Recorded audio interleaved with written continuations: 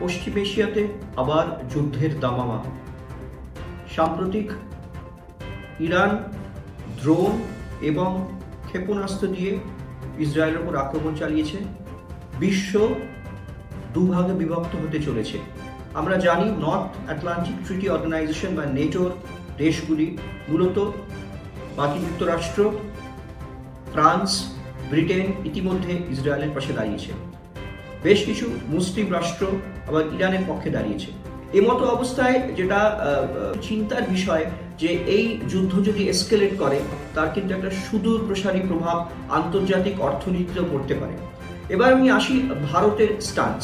আমাদের প্রথম থেকেই জানা দরকার ইসরায়েলের অত্যন্ত বন্ধুত্বপূর্ণ সম্পর্ক, একই সঙ্গে ভারতের সঙ্গে কিন্তু ইরানের অত্যন্ত বন্ধুত্বপূর্ণ সম্পর্ক।